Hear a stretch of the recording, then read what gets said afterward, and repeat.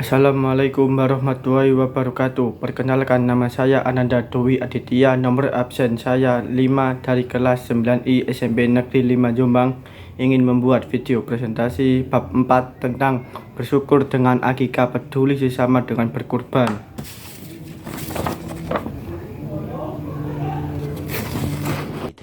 One eternity later. 1. Penyembelihan hewan dalam ajaran Islam. Dalam ajaran Islam, penyembelihan hewan harus dilakukan terhadap semua hewan yang halal untuk disembelih, terlebih dahulu dengan cara yang benar sebelum dikonsumsi, kecuali ikan dan belalang tidak perlu disembelih terlebih dahulu. Apabila tidak dilakukan penyembelihan terlebih dahulu sesuai ketentuan, maka hewan tersebut tidak halal untuk dikonsumsi. A. Ketentuan penyembelihan hewan. 1. Orang menyembelih hewan dengan ketentuan: A. Beragama Islam dan ahli kitab. B. Berakal sehingga hasil sembelihan orang gila atau orang yang mabuk adalah tidak sah. C. Tamyiz, mampu membedakan mana yang benar dan mana yang salah. D. Menyembelih dengan sengaja dan dalam keadaan sadar. E. Menyebut nama Allah SWT ketika menyembelih. 2. Penentuan hewan yang akan disembelih. A. Dalam keadaan masih hidup. Hewan yang akan disembelih hendaknya hewan yang masih dalam keadaan hidup, bukan bangkai. B. Termasuk jenis hewan yang halal, baik dari segi zat maupun cara memperolehnya. 3. Alat yang digunakan untuk menyembelih. Dalam ajaran Islam, alat yang digunakan untuk menyembelih hendaknya memenuhi ketentuan berikut. A. Tajam dan dapat melukai sehingga memudahkan hewan mati, misalnya terbuat dari besi, baja, bambu, dan lain sebagainya. B. Bukan terbuat dari tulang gigi atau kuku. 4. Proses penyembelihan. Proses penyembelihan harus dilakukan pada bagian leher hewan dengan memutuskan tenggorokan, saluran pernapasan, saluran makanan, 2 urat leher yang ada di tenggorokan. Selain ketentuan tersebut, ada beberapa sunat dalam penyembelihan hewan. A. Mengasah alat untuk menyembelih setajam mungkin. B. Hewan yang disembelih dihadapkan ke arah kiblat, gulingkan ke sebelah kiri rusuknya supaya mudah bagi orang yang menyembelihnya. C. Menyembelih pada bagian pangkal leher hewan agar mempercepat proses kematian hewan. D. Mempercepat proses penyembelihan agar hewan tidak tersiksa. Proses penyembelihan hewan yang makruh. A. Menyembelih dengan alat yang tumpul. B. Menyembelih dari arah belakang leher. C. Memukul hewan waktu akan menyembelih.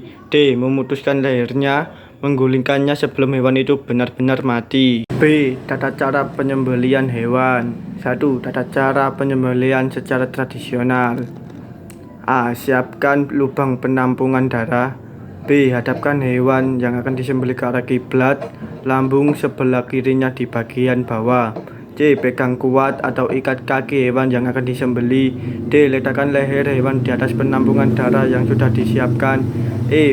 Berniat menyembelih dan membaca basmalah serta takbir. F. Arahkan alat penyembelihan pada leher hewan. G. Sembelihlah hewan dengan terputus tenggorokannya, saluran makannya, dan urat lehernya.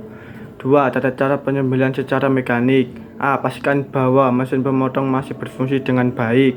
B. Siapkan hewan yang akan disembelih di tempat pemotongan. C. Operator mesin penyembelihan berniat menyembelih dan membaca basmalah serta takbir. D. Hidupkan mesin pemotongan.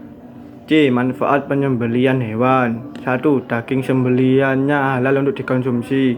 2. Kualitas daging hasil sembelihan menjadi lebih baik, sehat, dan layak dikonsumsi karena darah yang merupakan sumber kontaminasi akan keluar dari tubuh hewan secara sempurna.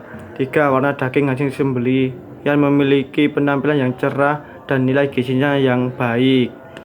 2. Akikah dalam ajaran Islam. Akikah secara bahasa artinya memutus, melubangi, membelah, atau memotong. Akikah secara definisi adalah menyembelih kambing sebagai tanda syukur kepada Allah SWT atas lahirnya anak baik laki-laki maupun perempuan.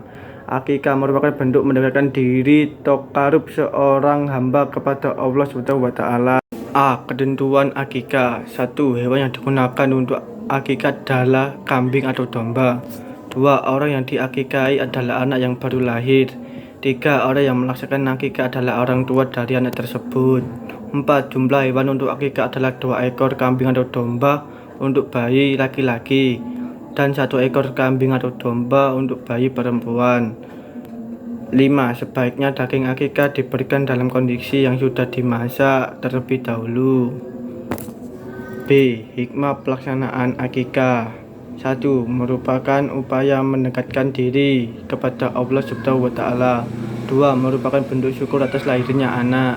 3. Merupakan tebusan bagi anak yang baru lahir, membebaskan dari ketergadaiannya dan akan menjadi syafaat pada hari akhir bagi kedua orang tuanya. 4. Memperkuat tali silaturahim dengan memperkenalkan nasab anak. 3. Kurban dalam ajaran Islam. Kurban berasal dari kata qaraba yang berarti dekat. Dalam syariat Islam, yang dimaksud dengan kurban adalah ibadah dalam bentuk penyembelihan hewan tertentu atas dasar perintah Allah SWT dengan tujuan mendekatkan diri kepadanya. A. Ketentuan kurban. 1. Orang yang berkurban adalah orang yang beragama Islam, memiliki akal serta mampu menyediakan hewan kurban. 2. Jenis hewan kurban adalah sapi, unta, kerbau, kambing, dan domba. 3. Jumlah hewan dan orang yang berkurban. Hewan unta, sapi, dan kerbau boleh untuk berkurban sebanyak 7 orang, sedangkan kambing dan domba hanya untuk 1 orang. 4. Waktu penyembelihan kurban adalah setelah sholat Idul Adha, yakni tanggal 10 Zulhijjah, dan pada 3 hari tasyrik, yaitu tanggal 11, 12, dan 13 Zulhijjah. 5. Tempat yang digunakan untuk menyembelih adalah lapangan dengan tujuan untuk memberitahukan dan mengajarkan pada kaum muslimin tata cara kurban yang benar. 6. Tata cara penyembelihan kurban sama dengan penyembelihan hewan pada umumnya. 7. Orang yang berkurban disunahkan untuk menyembelih hewan kurbannya sendiri, tetapi bisa juga disembelih oleh orang lain. 8. Menyembelih hewan kurban diusahakan membaca doa. 9. Daging kurban dibagikan kepada fakir miskin dalam keadaan masih mentah, dan orang yang berkurban boleh mengambil daging kurban maksimal sepertiganya. B. Hikmah melaksanakan kurban. 1. Lebih mendekatkan diri kepada Allah. 2. Membentuk sikap patuh taat pada Allah. 3. Melatih diri bersikap dermawan. 4. Melatih diri lebih peduli kepada sesama. 5. Menjauhkan dari sifat tamak, rakus, egois, dan sewenang-wenang.